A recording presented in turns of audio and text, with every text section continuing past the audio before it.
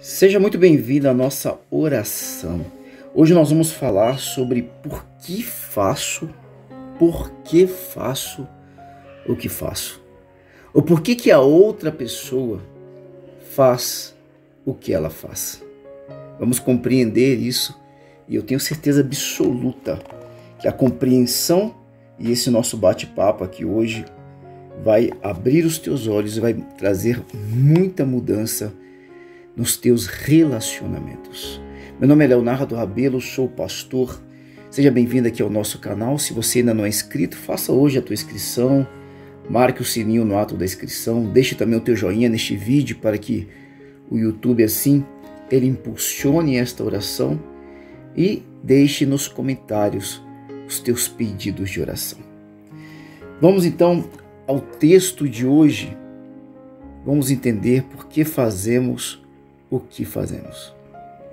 O texto base para o nosso bate-papo, para a nossa conversa, antes da nossa oração, nós vamos ter um tempo de ministração da palavra, depois nós vamos orar, está no Evangelho de João, o apóstolo João, no capítulo de número 13, versículo de número 34 e 35. Preste bem atenção a essas palavras do próprio Cristo que dizem assim: um novo mandamento lhes dou. Um mandamento é uma direção, é uma ordem, é um mandamento, é aquilo que deve ser cumprido. Um novo mandamento lhes dou. Amem-se uns aos outros como eu os amei. Vocês também devem amar-se uns aos outros. E o versículo de número 35 diz: com isso todos saberão que vocês são meus discípulos.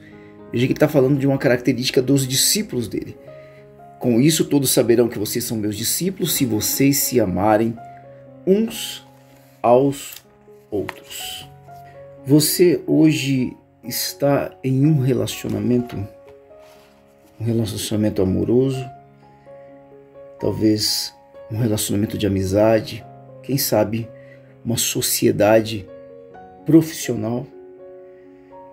Como que tem sido os teus relacionamentos? Como é que você tem lidado com as pessoas com as quais você convive? Você em algum momento já mergulhou em embates tão difíceis que a conversa nestes relacionamentos ou nesse relacionamento específico se transformou em uma briga? Nós vamos falar de relacionamento de uma forma geral, mas a gente vai estar falando um pouco mais sobre relacionamento matrimonial. E aí a gente pode depois expandir todo o conhecimento aqui compartilhado para qualquer tipo de relacionamento. Mas nós vamos aproveitar o casamento, que sem dúvida nenhuma é a aliança mais importante que uma pessoa pode fazer neste mundo entre um homem e uma mulher.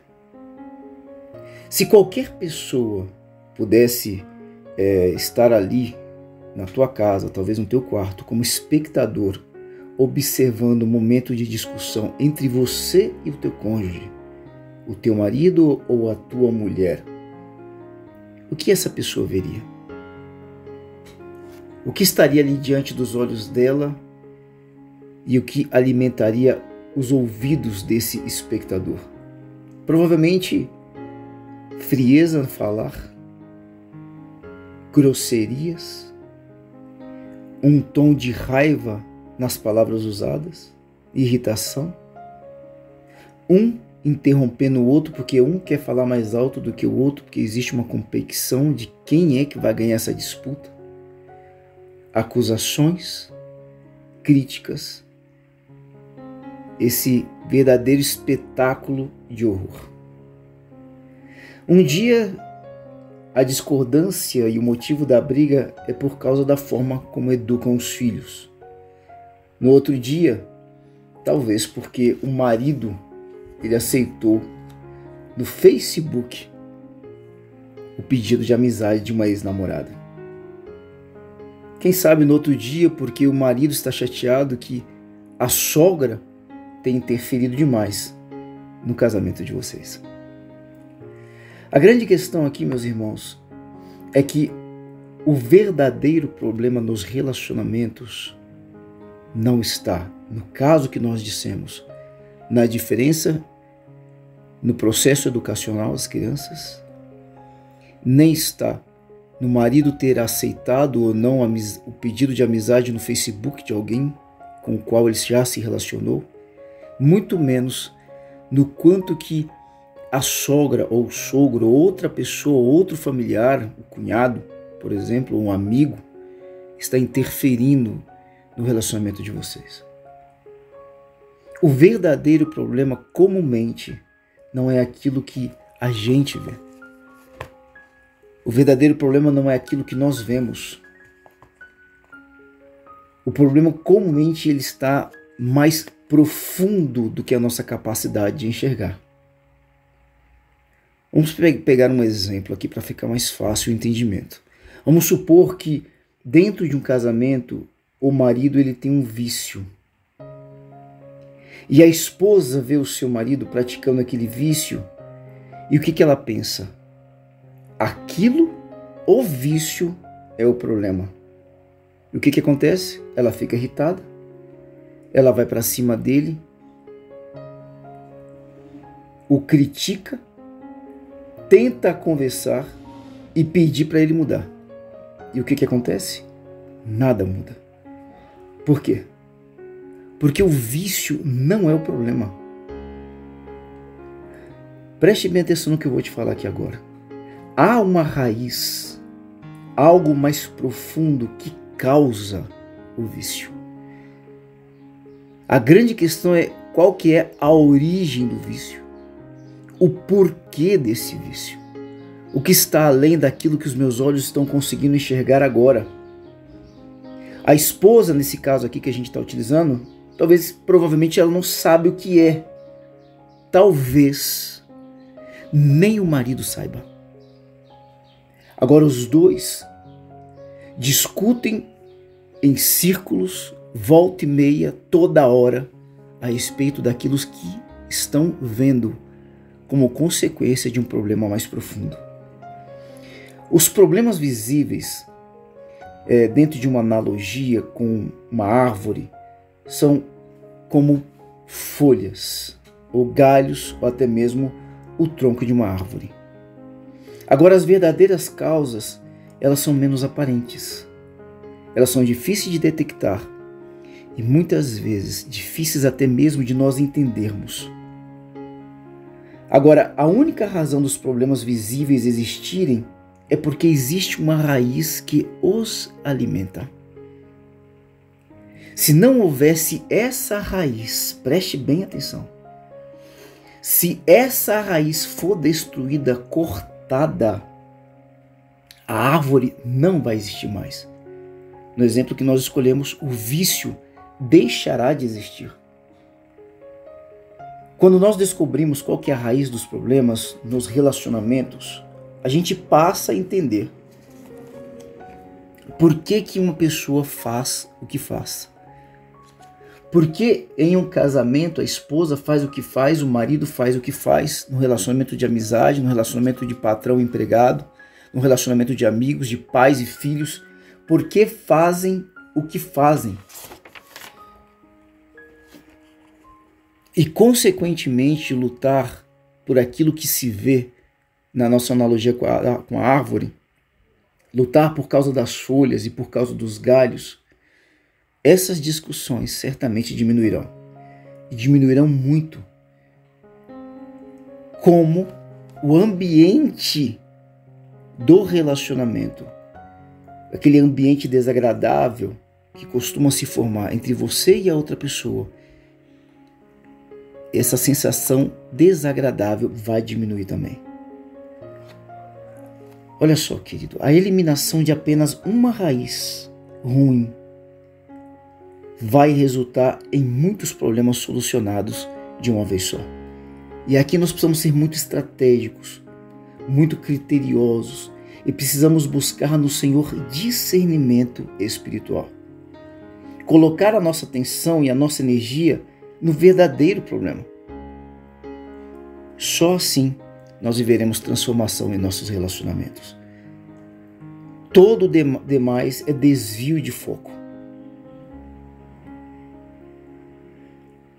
Olha, o nosso comportamento, ele depende em muito de como nós olhamos, para onde olhamos e como interpretamos o que olhamos.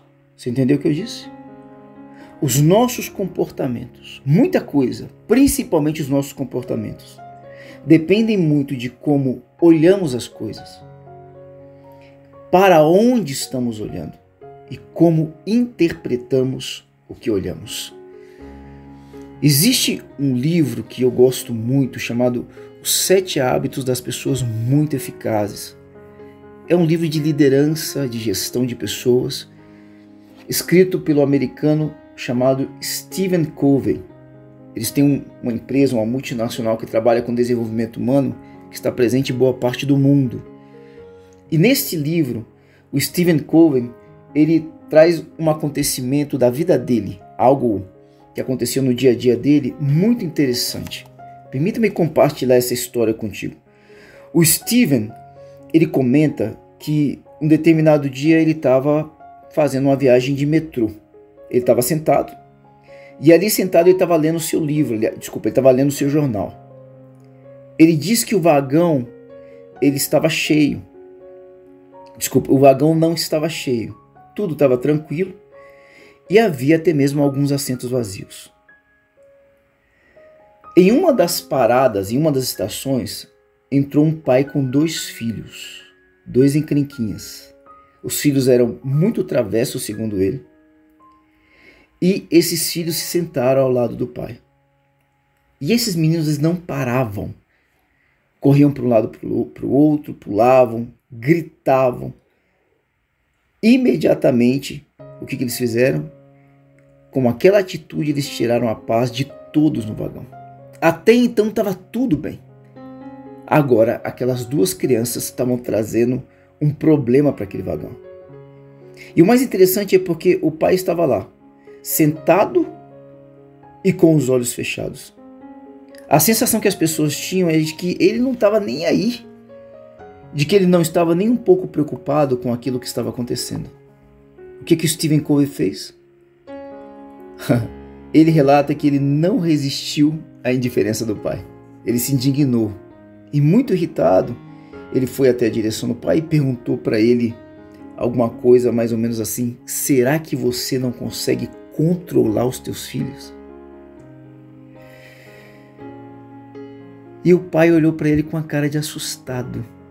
Ele se surpreendeu. A sensação, segundo Stephen Covey, é como se ele não tivesse percebendo o que estava acontecendo. E esse pai olha para o Stephen Covey e diz: opa, é verdade. Por favor, me desculpe. É que a gente, olha só, irmãos, é que a gente acabou de sair do hospital. E a minha esposa, a mãe dos meus 2 filhos que você está vendo, ela acabou de falecer. E eu simplesmente não sei o que fazer, e parece que meus filhos também não sabem o que fazer. Você imagina o sentimento do Stephen Covey, a vergonha. Ele de imediato pediu desculpas e ele começou a trazer palavras de consolo para aquele homem. Olha que interessante, irmãos.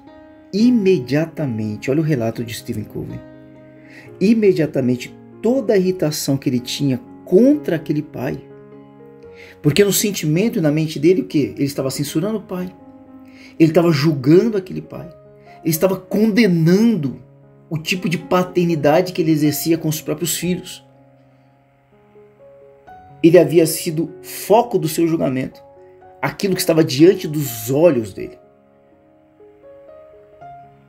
Agora, no momento que ele compreendeu o porquê daquela postura do pai, a irritação dele imediatamente, a irritação dele contra o pai cessou. E a irritação dele contra as crianças desapareceu. E no lugar da irritabilidade, o que veio? A empatia. Empatia. Stephen Covey se colocou no lugar daquelas crianças e se colocou no lugar daquele pai, daquele homem, daquele marido, daquele viúvo. Sentiu a dor deles. O que transformou o comportamento do Stephen Covey? O que, irmãos? De um julgador, acusador, de um homem irritado, o que mudou o comportamento dele? Foi exatamente a maneira como ele passou a olhar aquela situação. Antes da informação dada pelo pai, o Stephen Covey ele apenas olhava para aquela cena pelas lentes dos seus próprios valores e princípios. Então ele julgava por aquilo que eram os seus valores, por aquilo que eram os seus princípios. Como é que pode um pai permitir que os filhos sejam tão mal educados? Ah, se fossem meus filhos! Agora, irmãos, depois da informação, a sua maneira de enxergar a situação mudou tudo. Não é que mudou só a forma de ver, mudou tudo, mudou o próprio sentimento do Stephen Covey. Olha, presta bem atenção, porque não houve alteração nas pessoas. O pai não mudou, as crianças não mudaram. As crianças não pararam de se comportar mal. E o pai não fez nada para começar a controlar as crianças. O que mudou? A ótica de Stephen Covey em relação à situação mudou. E como ele mudou a forma de ver, ele mudou a ótica de enxergar a situação, o comportamento dele também mudou. É assim que acontece nos nossos relacionamentos. Nas tuas amizades, na tua casa, na tua família, no teu trabalho, no teu casamento. O que nós comumente fazemos? Julgamos o outro. Exigimos que o outro mude. Por quê?